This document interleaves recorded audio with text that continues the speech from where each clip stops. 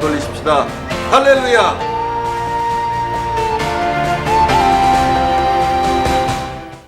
네, 매해마다 매해 여름마다 저희 강동지방에서 연합성회를 하죠. 연합성회를 하면서 여러분들이 드리는 그 헌금은 이렇게 여러분들이 보신 것처럼 개척교회를 지원하고 세워가는데 그 헌금을 사용하게 됩니다. 작년도 그렇고 올해도 그렇고 코로나19 때문에 연합성회를 하지 못하는 그런 상황입니다. 그러나 계속해서 지방에서 교회를 개척해 하고자 하는 그런 사역들을 계속 이루어가기 위해서 개교회별로 또 이렇게 연합성회를 대신해서 예배 드리지만 또 헌금을 드려서 그 헌금으로 교회를 개척하는 일들을 또 올해도 내년에도 계속 해가려고 생각 중입니다. 그래서 여러분들에게 나눠드린 그 봉투에 여러분들이 기도하시고 하나님 주시는 마음이 있으시면 거기다 헌금해 주시고, 여러분들이 해주시는 헌금은 모아서 저희 강동지방에로 보내도록 할 것입니다. 그래서 여러분들이 보신 것처럼 작년에는 에이렌의 교회, 예배하는 교회 두 교회가 코로나19 가운데서도 어려운 상황 가운데서도 세워졌습니다. 그래서 올해도 또 개척하고자 하는 우리 목회자분들을 모시고 또 올해 내년 또 계속 교회를 개척하고 세워가는 그러한 일들을 할 것입니다. 이 일들 가운데 여러분들이 함께 해주시기를 부탁을 드립니다. 이제 우리 함께 앞뒤 좌우로 인사를 좀 나눌까요? 사랑하고 축복합니다. 추석 명절 잘 보내십시오. 우리 잠깐 인사 나누시죠. 네. 오늘 21절 말씀을 보면 이때로부터라고 하는 표현이 있습니다. 이 표현은 예수님이 새로운 사역을 새롭게 사역을 전환할 때 이런 표현을 마태복음에서 사용하고 있는 것을 볼 수가 있습니다. 마태복음 16장 13절에서 20절까지의 말씀을 보면 예수님께서 제자들과 함께 이방인들이 사는 빌립보 가이사랴라고 하는 지방으로 가셨습니다. 그리고 예수님께서 제자들에게 물으시죠. 너희는 나를 누구라고 하느냐? 라고 물으셨어요. 그러자 베드로가 모든 제자들을 대표해서 주는 그리스도시요 살아계신 하나님의 아들이십니다 라고 고백을 합니다. 예수님은 이 베드로의 고백을 들으신 이후에 이 베드로의 고백을 전환점으로 삼으세요. 예수님의 사역의 전환점으로 삼으십니다. 그래서 예수님께서 지금까지는 예수님이 어떤 일을 하시려고 하시는지 정확하게 말씀하지 않으셨어요. 그런데 이 베드로의 이 고백을 들으신 이후에는 예수님께서 앞으로 어떤 일을 하고자 하시는지, 왜 이 땅에 예수님이 오셨는지를 제자들에게 말씀하기 시작하셨습니다. 그뿐만이 아니라 그리스도와 살아계신 하나님의 아들로 예수님을 고백하는 제자들이 이 땅에서 어떻게 예수님을 따라가야 되는지, 어떻게 신앙생활을 해야 하는지 구체적으로 예수님께서 말씀하기 시작하셨다라고 하는 것입니다. 그래서 오늘 본문 말씀을 살펴보면서 우리가 예수님을 그리스도와 또 살아계신 하나님의 아들로 고백하는 그 고백을 가지고 어떻게 이 땅에서 신앙생활 해야 하는지 오늘 본문 말씀을 통해서 살펴보고자 합니다. 첫 번째로는 하나님의 일을 생각하는 것입니다. 사람의 일을 생각하는 것이 아니라 하나님의 일을 생각하는 것, 그것이 우리가 신앙 고백에 따라 신앙생활할 때 중요한 부분이다라고 하는 것을 오늘 본문에서 예수님께서 말씀해 주고 계십니다. 21절 말씀을 보면 베드로가 신앙 고백했을 때 처음으로 예수님께서 이 땅에 왜 오셨는지, 어떤 일을 하고자 하시는지 말씀하기 시작하셨습니다. 예수님께서 예루살렘에 올라가셔서 장로들과 대제사장과 서기관들, 즉 유대인 종교 지도자들에게 많은 고난을 받으시고 죽으시고 제3일 만에 다시 살아나게 되실 것에 대해서 비로소 처음 나타내 보이셨다라고 말씀하고 있습니다. 22절 말씀을 보면 그러한 예수님의 말씀을 들은 베드로가 주여 그리 마소서라고 하며 예수님을 붙들고 항변했습니다. 그러자 예수님께서 베드로에게 이렇게 말씀하십니다. 사람의 일을 생각하고 하나님의 일을 생각하지 않는다라고 책망하시면서 사단아 내 뒤로 물러가라, 너는 나를 넘어지게 하는 자로다 라고 책망하셨습니다. 예수님께서 이 베드로에게 신앙 고백을 하고 했던 이 베드로에게 책망하시죠. 사람의 일과 하나님의 일을 구별하지 못하고 사람의 일만 생각하고 있다라고 예수님께서 책망하셨습니다. 그렇다면 예수님께서 말씀하시는 이 사람의 일과 하나님의 일이 무엇일까요? 이 일이라고 하는 표현을 뜻과 방법이라고 하는 표현으로 바꾸면 사람의 일과 하나님의 일이 무엇인지 명확하게 분명하게 알 수가 있습니다. 이 하나님의 일, 즉 하나님의 뜻과 방법은 예수님이 모든 인류의 죄를 담당하시고 십자가에서 죽으시고 부활하셔서 죄와 사망의 권세를 이기시고 모든 사람들에게 구원의 길을 열어놓으시는 것, 그것이 하나님의 일이고 하나님의 뜻이고 하나님의 방법이었습니다. 그러나 베드로는 이러한 하나님의 뜻과 방법을 이해하지 못했습니다. 베드로는 당시 사람들과 같이 예수님이 정치적인 메시아, 정치적인 왕이 되기를 바랬기 때문에 예수님이 말씀하시는 이 하나님의 뜻과 하나님의 방법을 이해하지 못했던 것이죠. 그래서 베드로가 생각한 것이 무엇입니까? 사람의 일을 생각했다는 것입니다. 사람의 뜻과 사람의 방법에 대해서 생각했다는 것이에요. 그래서 22절 말씀에 보면 예수님께서 고난을 받으시고 죽으시고 부활하시겠다라고 말씀하셨을 때 베드로가 예수님을 붙들고 주여 그리마소서, 이 일이 결코 주께 미치지 아니하리이다 라고 이야기를 합니다. 예수님을 붙들고 항변했습니다. 이 의미는 이런 의미입니다. 하나님이 예수님을 긍휼히 여기시고 불쌍히 여기시기 때문에 예수님께서 고난받으시고 십자가에 죽는 그런 일은 절대 일어나지 않을 것입니다. 그리고 만약 그런 일이 일어난다고 한다면 베드로인 내가 그런 일들이 일어나지 않도록 예수님을 지키고 보호하고 내가 최대한 최선을 다해서 예수님을 돕겠습니다. 그런 일들이 절대 예수님에게 일어나지 않게 하겠습니다 라고 하는 것이 이 베드로의 말 가운데, 대답 가운데 있는 그러한 의미입니다. 이 베드로가 예수님을 붙들고 항변하는 것은요, 예수님이 이스라엘의 왕이 되실 때 한 자리 차지하겠다 라고 하는 그런 욕심에서 하는 얘기가 아니에요.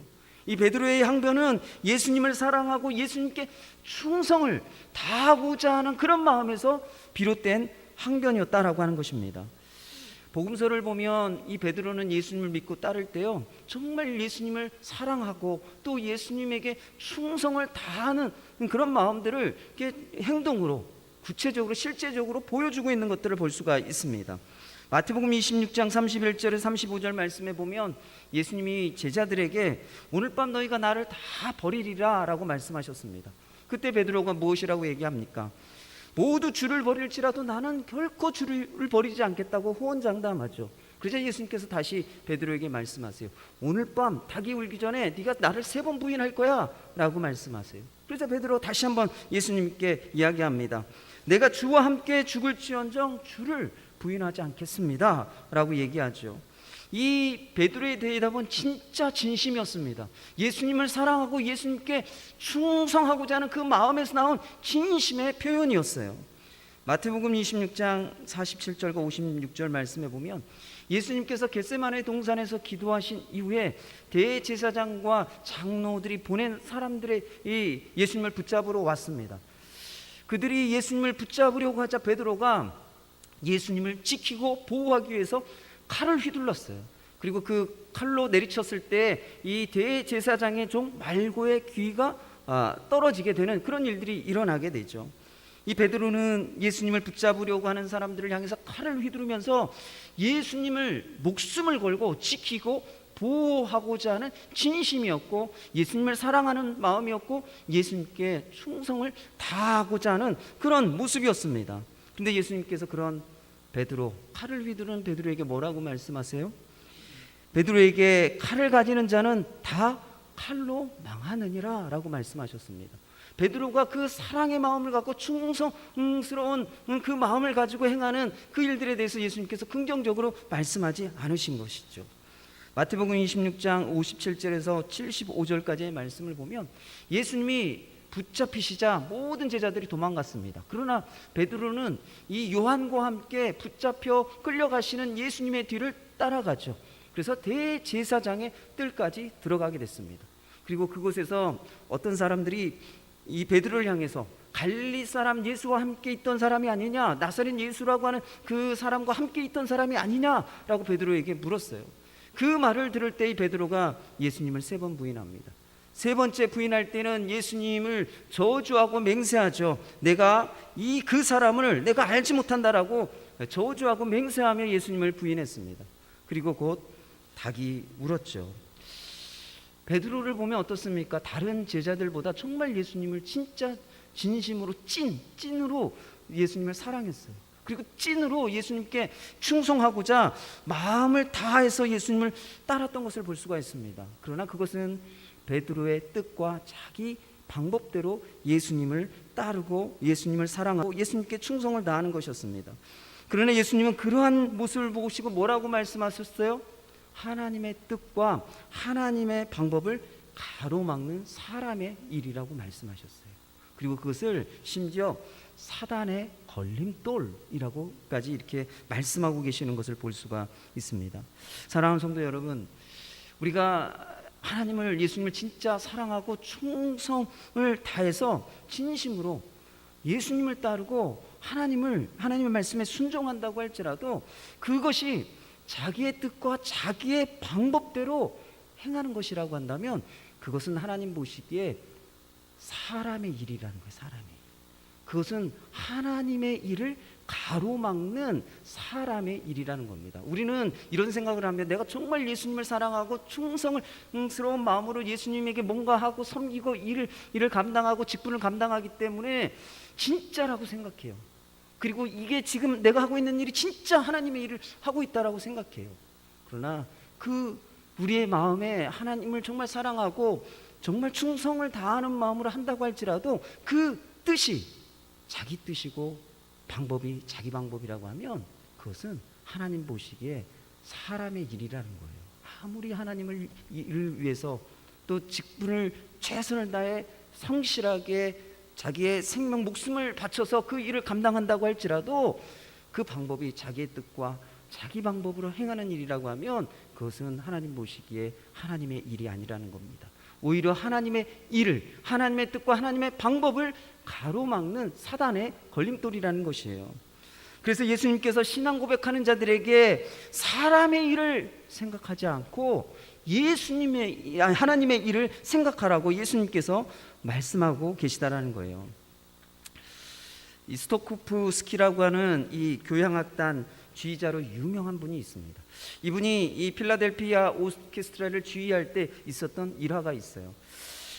그분이 어느 날 이 베토벤의 오버추어라고 하는 곡을 이제 연주하게 됐습니다. 지휘하게 됐습니다.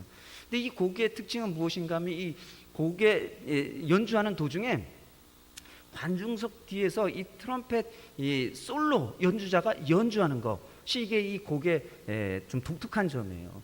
그래서 어떻게 보면 일종의 깜짝 연주라고 할 수가 있죠. 이 스토코프스키 이분이 이제 이 연주를 시작했습니다. 정말 폼나게 쥐봉을 들고 막 쥐를 시작을 했어요. 그래서 이 관현악단의 소리가 막 웅장하게 쫙 울려 퍼졌습니다. 그리고 드디어 트럼펫 솔로 연주할 부분이 됐어요. 그래서 이 지휘자가 관중석을 향해서 몸을 휙 돌려갖고 이제 트럼펫 그 솔로 연주자에게 연주하라고 신호를 탁 내렸어요. 그런데 갑자기 놀랄 일이 생겼습니다. 그 놀랄 일은 이 트럼펫 솔로 연주자가 관중석에 없는 거예요. 그래서 그날 그 연주는 완전히 망치게 됐습니다. 왜 트럼펫 연주자가 그 이스라엘 그 관중석에 있지 않았던 그 이유가 뭘까요, 여러분? 그 이유는요, 그 트럼펫 솔로 연주자가 그 연주해야 될 그 자리 그 상황에서 아주 엉뚱한 봉변을 당했기 때문이었습니다. 이날 연주회장의 수위가 사전에 연락을 받지 못했어요. 그런 내용에 대해서 전혀 몰랐어요. 관객석에서 연주자가 숨어서 갑자기 나타나서 이 트럼펫 솔로 연주한다라고 하는 내용을 이렇게 전달받지 못했습니다. 그래서 이 수위가 어떤 사람을 보니까 트럼펫 하나를 들고 관중석으로 들어가는 거예요. 이 생각을 한 거죠. 저 사람이 관중석에서 저 트럼펫을 불게 된다면 오늘 교향악단의 연주는 완전히 망치겠구나라고 생각하고 그 사람을 따라가서 그 사람을 붙들었어요. 그리고 팔을 비틀어서 꼼짝도 못하게 했습니다. 이 수위는 나름대로 이 필라델피아 교향악단을 위해서 큰 일을 한다라고 생각하고 행했던 일이죠. 그러나 실제로는 그날 연주를 망친 사람이 누구예요? 이 수위라는 거예요. 수위. 정말 충성을 다해서 또 성실하게 열심히 최선을 다해서 자기 일을 맡아 행하는 것 같았지만 그 일이 오히려 그날의 연주를 완전히 망치는 이유가 되었다는 것입니다. 우리가 이와 같이 예수님을 따를 때 나름대로 사랑하고 충성을 다하여 행하는 일이라고 생각했는데 실제로는 하나님의 일을 막는 경우가 많다라는 것이에요. 실제로는 하나님의 일을 막는 장애물이 되는 경우가 많다라는 것입니다. 그래서 필요한 게 무엇입니까? 하나님의 일과 사람의 일을 구별할 줄 알아야 된다는 것이에요. 사람의 뜻과 사람의 방법, 그리고 하나님의 뜻과 하나님의 방법을 분별할 줄 알아야 한다는 것이에요. 그렇다면 여러분, 하나님의 일과 사람의 일을 어떻게 분별할 수 있습니까? 어떻게 구분할 수 있습니까? 그것은 사실은 간단해요. 그 분별하는 방법은요, 우리가 어떤 일을 절대 포기 못하겠다, 내려놓지 못하겠다라고 한다면 그것은 100% 자기의 뜻과 자기의 방법으로 이루려고 하는 것이다 라고 하는 것을 알 수가 있습니다. 예수님이 예루살렘에 가셔서 고난받으시고 십자가에 죽으시고 부활하시겠다라고 말씀하셨을 때 베드로가 예수님을 붙들고 항변했죠. 반대했어요. 예수님 그렇게 하시면 안 됩니다. 그런 일이 예수님에게 절대 일어날 수 없습니다라고 막 항변하고 예수님에 대해서 하신 말씀에 대해서 강력하게 반대했어요. 그때 예수님께서 베드로를 막 책망하셔서 꾸짖으셨어요. 아주 사단 귀신을 꾸짖듯이 막 꾸짖으셨습니다. 이 이후에 베드로의 모습이 바뀌었을까요? 베드로는 바뀌지 않았어요. 베드로는 바뀌지 않았습니다. 베드로는 자신의 뜻과 방법을 내려놓지 않고 포기하지 않았어요. 그래서 자신의 그 열정과 열심을 가지고 예수님을 따르면서 예수님을 보호하겠다고 칼을 휘둘렀습니다. 그뿐만이 아니라 대제사장의 집에 그 뜰까지 예수님을 끝까지 쫓아갔어요. 그것은 자기의 뜻과 자기의 방법으로 예수님을 따라가려고 했던 것이죠. 그러나 예수님을 3번 부인하고서야 내 뜻대로 내 방법대로 예수님을 따를 수 있는 게 아니구나, 그때서야 깨닫고 알았던 것이죠. 우리가 어떤 일을 할 때 열정과 열심을 다하여 진심으로 찐으로 행했기 때문에 절대 포기가 안 되고 내려놓지 못하는 경우가 참 많습니다. 내려놓아야 된다. 내가 얼마나 시간을 많이 들였는데, 내가 얼마나 많이 수고했는데, 얼마나 많이 기도했는데 그것을 내려놔? 그것을 포기해야 돼? 그런 상황을 견디지 못하고 막 화가 나. 막 혈기 부리고 막 화가 나요. 그리고 사람을 미워하고 원망하고 또 그 일을 내려놓아야 된다는 것 때문에 우울해하고 슬퍼하고 있다고 한다면 그것은 100% 자기의 뜻과 자기의 방법으로 이루려고 하는 것이다 라고 하는 것입니다. 사랑하는 성도 여러분, 일은 하나님이 이루셔요. 그리고 그 하나님이 하시는 일의 도구가 우리인 것이죠. 하나님의 일을 이루시고 하나님의 일을 하실 때 도구로 우리가 쓰임받는 것입니다. 그래서 하나님이 허락하시면 하는 것이고 하나님이 막으시면 멈춰야 되는 것이죠. 사랑하는 성도 여러분, 우리가 하나님의 일과 사람의 일을 구분하고 분별하는 방법은 명확하고 분명합니다. 그것은 하나님이 말씀하시면 언제든지 내려놓을 수 있는 마음, 그것을 가지면 하나님의 일과 사람의 일을 분별하고 구별할 수 있다는 것이에요. 하나님이 허락하시면 하고 하나님이 막으시면 내가 언제든 내려놓겠습니다 라고 하는 마음을 가지면 하나님의 일과 사람의 일을 분별하고 구별할 수 있다는 것이에요. 사랑하는 성도 여러분, 예수님을 따르는 삶을 살아갈 때 하나님이 말씀하시면 언제든지 내려놓을 수 있는 마음을 가지시길 바랍니다. 언제든지 하나님이 허락하시면 하고 언제든지 하나님이 막으시면 기꺼이 기쁨으로 감사하게 그것을 멈출 수 있는 마음을 가질 수 있도록 기도하시기를 바랍니다. 그래서 자기의 뜻과 방법을 고집하며 사람의 일을 생각하지 아니하고 하나님의 뜻을 하나님의 방법대로 이루고자 하며 살아갈 수 있는 우리 믿음의 성도님들이 되시기를 축원합니다. 신앙 고백에 따라 어떻게 신앙생활을 해야 하는가? 두 번째는 자기를 부인하고 자기 십자가를 지고 예수님을 따르는 것입니다. 베드로의 이 신앙 고백을 들으신 이후에 예수님께서 제자들에게 예수님을 따르는 삶에 대해서 말씀하셨습니다. 여러분, 혹시 진품명품이라고 하는 프로그램을 보신 적이 있으십니까? 요즘에는 이제 주일날 11시에 이 진품명품이라고 하는 프로그램을 한다고 하더라고요. 그전엔 저도 가끔 이렇게 본 적이 있는데, 이 프로그램은 이 전문가들과 연예인들이 나와서 골동품을 이렇게 의뢰하면 그것이 진짜인지 가짜인지 가려내고, 그것이 감정가가 어느 정도나 되는지 이렇게 판정하는 그런 프로그램이죠. 어떤 한 중년 신사분이 아주 오래되어 보이는 붓글씨 한 점을 이렇게 의뢰를 했습니다. 이 중년 신사분은 이것이 역사적으로 아주 유명한 분이 직접 쓴 이 붓글씨이기 때문에 굉장히 가치가 있다고 생각을 했어요. 그래서 이 붓글씨 한 점에 대한 가격 예상을 얼마를 했는가, 1억을 써서 냈어요. 1억. 와, 1억이면 이게 붓글씨 한 점인데 뭐 몇 글자 안 될 텐데, 그걸 1억이라고 썼다는 얘기는 정말 가치 있는, 정말 오래된 고 문서 붓글씨인 거죠. 골동품인 거죠. 이 연예인들도 이렇게 이제 비전문가이지만 붓글씨를 보면서 야, 이거 대단하다, 이게 다들 한마디씩 하면서 이게 진짜라고 확신하고 고액의 판정가를 썼어요. 그리고 이제 드디어 전문가가 그 붓글씨에 대해서 평가를 하는 시간이 됐습니다.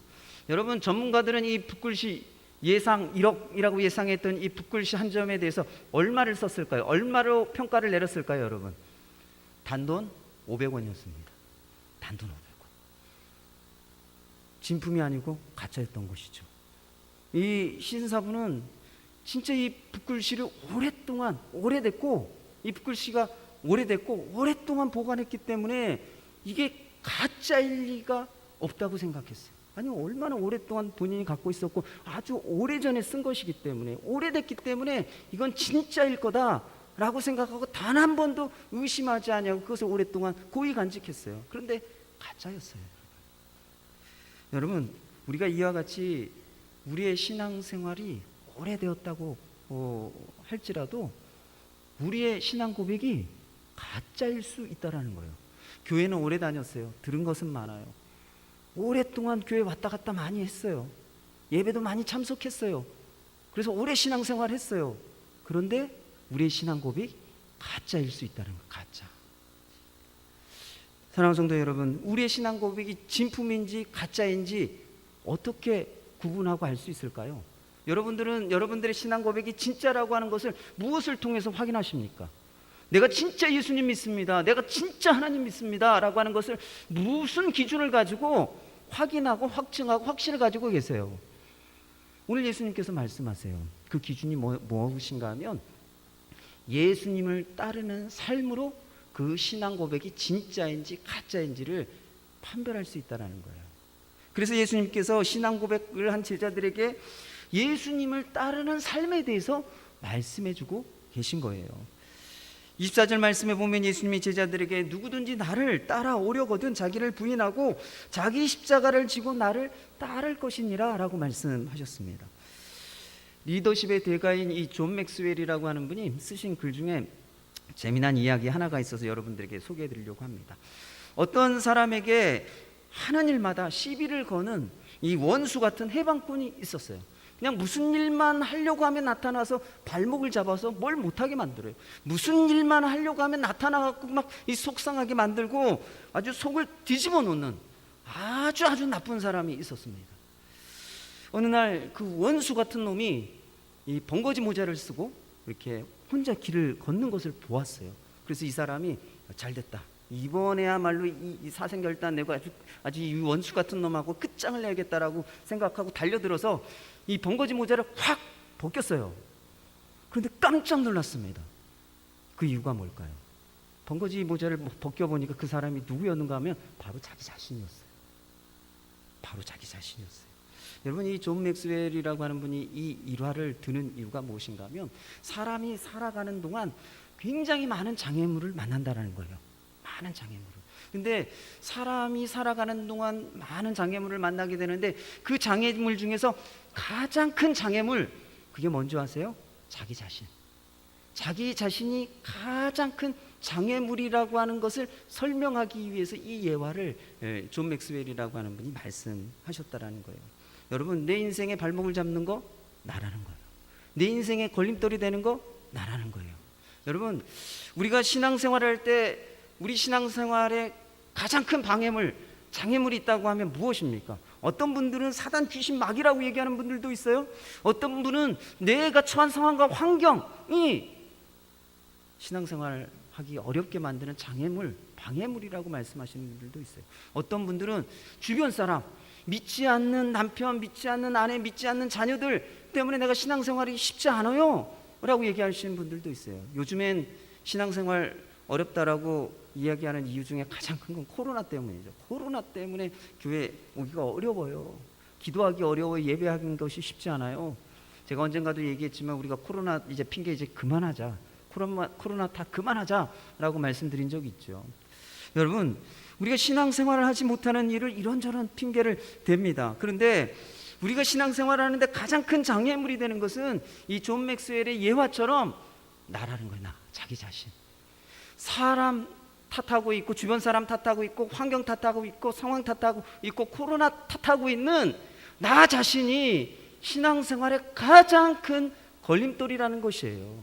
그래서 예수님께서 말씀하시기를 예수님을 따르는 삶을 살기 위해서 무엇이 필요하다고 말씀하세요? 자기를 부인하는 것. 자기를 부인하지 아니하고서는 신앙생활 제대로 할 수 없다라는 거, 예수님을 따르는 삶을 살 수 없다라고 예수님께서 말씀하고 계시는 것입니다. 여러분, 자기를 부인한다라고 하는 것이 무엇입니까?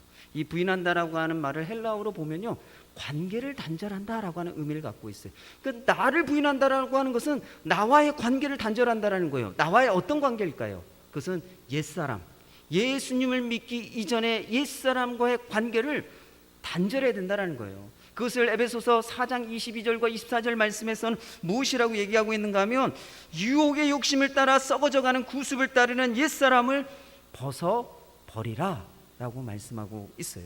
옛사람이 무엇입니까? 예수님을 믿기 이전에 옛날 살았던 그 옛날 생활 방식, 믿음 없이 말하고 믿음 없이 행동하고 믿음 없이 생각하며 믿음 없이 살았던 그 옛날 사고 방식, 그것이 옛사람의 모습이죠. 여러분, 그렇다고 한다면 우리가 어떻게 자기를 부인할 수 있을까요? 어떻게 이 믿음 없는 말과 믿음 없는 생각, 믿음 없는 그런 삶의 방식으로 살았던 그 이 옛사람의 모습을 어떻게 벗어버릴 수 있습니까? 로마서 6장 6절 말씀 우리가 함께 좀 읽어볼까요? 로마서 6장 6절 말씀 우리가 함께 좀 읽어보도록 하겠습니다. 함께 읽겠습니다. 시작.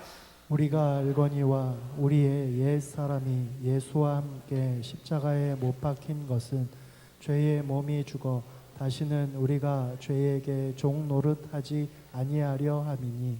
우리가 읽은 로마서 6장 6절 말씀에 보면 죄에게 종 노릇하지 않기 위해서 옛사람이 예수님과 함께 십자가에 못 박혀 죽었다라고 말씀하고 있습니다. 또 우리가 잘 알고 있는 갈라디아서 2장 10절 말씀에 무엇이라고 말하고 있습니까? 내가 그리스도와 함께 십자가에 못 박혀 죽고 이제 사는 것은 하나님의 아들을 믿는 믿음 안에서 사는 것이다 라고 말씀하고 있죠. 여러분, 그래서 자기를 부인한다라는 것, 그리고 옛사람을 벗어버린다라고 하는 것은 바로 십자가에서 그리스도와 함께 내가 죽고 믿음으로 새 사람이 되는 것입니다. 사랑하는 성도 여러분, 그래서 우리가 정말 기도할 때 뭐가 필요한지 아세요? 이런 기도가 정말 필요해요. 주님, 자기 고집대로 살던 옛사람이 예수님과 함께 죽었습니다. 자기 뜻을 이루기 위해서 살았던 그 옛사람이 십자가에서 예수님과 함께 죽었습니다. 자기 방법과 방식으로 살았던 옛사람이 십자가에서 예수님과 함께 죽었습니다라고 하는 이 기도가 매일매일 필요해요. 사랑하는 성도 여러분, 우리가 얼마나 잘 안 죽는 사람들입니까? 잘 안 죽어요. 정말 끈질기게 살아나요. 우리에게 있는 이 혈기 진짜 안 죽지 않습니까? 조금만 이렇게 화나는 일 있으면 버럭버럭 하는 이 혈기, 예수님 믿은 지 오래됐는데도 불구하고 이 혈기를 잘 못 다스려요. 혈기를 잘 못 꺾는 경우가 얼마나 많습니까? 그거 하나만 봐도 우리가 죽는 게 얼마나 어려운지 알 수가 있죠. 그래서 이 기도가 필요한 거예요. 주님, 내가 예수님을 믿지 않았던 옛날 그 모습을 이제 이 십자가에서 예수님과 함께 못 박고 내가 믿음으로 다시 살겠습니다. 새 사람 되겠습니다. 이 기도가 한 번 하는 기도로 끝나는 게 아니라 매일매일 기도할 때마다 우리가 하나님 앞에 드려야 할 기도예요. 내가 죽었다라고 하는 것을, 십자가에서 내가 죽었다라고 하는 것을 매일매일 깨닫도록, 내 영혼이 깨닫도록, 내 심령이 깨닫도록, 내 삶으로 그것이 체득되어지도록 매일매일 기도하는 것이 필요하다는 것입니다. 사랑하는 성도 여러분, 그뿐만이 아니라 성령께서 내 마음에 임해 주셔서 하나님의 뜻을 위해서 살고 하나님의 방법대로 살아가는 새 사람이 되게 해달라고 성령의 도우심을 우리가 매일매일 구해야 한다는 것이에요. 사랑하는 성도 여러분, 여러분들이 이 예수님을 믿으며 옛사람이 십자가에서 그리스도와 함께 죽고 믿음 안에서 새 사람이 되어졌다라고 하는 이 말씀을 매일매일 여러분들이 기도하며 마음 가운데 새기시길 바랍니다. 이 말씀이 내 심령에 스며들도록, 내 삶에 스며들도록, 이 말씀이 내 성품에 스며들도록 매일매일 기도하고 성령의 역사와 도우심을 구할 수 있는 우리 믿음의 성도님들 되시기를 축원합니다. 24절 말씀을 보면 누구든지 예수님을 따르기 위해서는 자기를 부인할 뿐만이 아니라 자기 십자가를 져야 한다라고 말씀하고 있습니다. 이 십자가라고 하는 것이 무엇입니까? 로마 시대의 사형 틀이죠. 그런데 그런 십자가는 이 고난과 죽음을 의미하는 것입니다. 그래서 예수님을 따르기 위해서 자기 십자가를 져야 한다라고 하는 것은 예수님을 따를 때 고난과 죽음까지도 각오하는 자기 희생과 헌신이 있어야 한다라고 하는 것을 의미하는 것이죠. 예수님도 자기 십자가를 쥐는 것이 쉽지 않으셨습니다. 그래서 마태복음 26장 39절 말씀에 보면 예수님이 십자가 지시기 전에 겟세마네 동산에서 기도하셨죠. 그때 기도하실 때 예수님께서 무엇이라고 기도하십니까? 할렐루야, 이 십자가를 지게 해주신 거 감사합니다 라고 기도하지 않으셨어요. 내 아버지여, 만일 할만하시거든 이 잔을 내게서 지나가게 하옵소서라고 기도하셨습니다. 그러나 예수님의 기도는 여기서 끝나지 않죠. 그러나 나의 원대로 마시옵고 아버지의 원대로 하옵소서라고 기도하셨습니다. 예수님의 기도를 보면 자기 십자가를 질 때 그 고난은 하나님의 뜻을 하나님의 방법으로 이루기 위한 고난이라고 하는 것을 말씀해주고 있습니다. 그래서 예수님이 하나님의 뜻에 순종하셔서 고난받으시고 십자가에서 죽으셨다는 것입니다. 사랑하는 성도 여러분, 우리가 예수님을 믿고 예수님을 따라갈 때 자기 십자가를 지는 고난이 있다라고 하는 것을 기억하시길 바랍니다. 그러나 이 고난은요, 자기 죄와 실수로 인한 고난이 아니에요. 우리가 고난을 당할 때 이게 내 잘못과 내 죄로 인한 고난인지 아니면 예수님 때문에, 믿음 때문에 예수님을 위하여 받는 고난인지 구분할 필요가 있어요. 많은 사람들이 자기 잘못과 실수 때문에, 자기 문제 때문에 하나님의 징계로 인하여 당하는 그 고난을 마치 자기 십자가를 지는 것처럼 여기는 분들이 많아요. 그것은 자기 십자가가 아닙니다. 예수님이 말씀하시는 자기 십자가는요, 예수님을 믿기 때문에 당하는 고난이에요. 예수님을 믿기 때문에. 사랑하는 성도 여러분, 우리가 예수님을 믿고 구원받고 천국을 소유하고 살아간다라고 하는 거, 이건 너무너무 좋아요. 그런데 예수님 때문에 받는 고난도 함께 있다라고 하는 것을 기억하시길 바랍니다. 그래서 우리의 관심은 늘 어디에 있습니까? 우리가 고난이 오면 이 고난이 하나님 빨리 지나가게 해주세요. 빨리빨리 고난이 지나가는 거에 우리의 기도의 초점이 늘 거기에 맞춰져 있어요. 그런데 자기를 부인하고 자기 십자가를 지며 당하는 고난은 하나님의 뜻을 하나님의 방법으로 이루기 위해서 순종하여 당하는 고난입니다. 다시 한번 말씀드려요. 여러분, 우리가 자기 십자가를, 예수님을 믿고 따르면서 자기 십자가를 진다라고 하는 것은 하나님의 뜻을 하나님의 방법으로 이루기 위해 순종하여 당하는 고난이에요. 순종하여 당하는 고난. 그래서 여러분들이 자기 십자가를 지며 고난당할 때 그 고난이 빨리 지나가도록 기도하는 것이 아니라 하나님의 뜻이 하나님의 방법으로 이루어질 때까지 제가 순종하여 그 고난을 감당하게 해주십시오.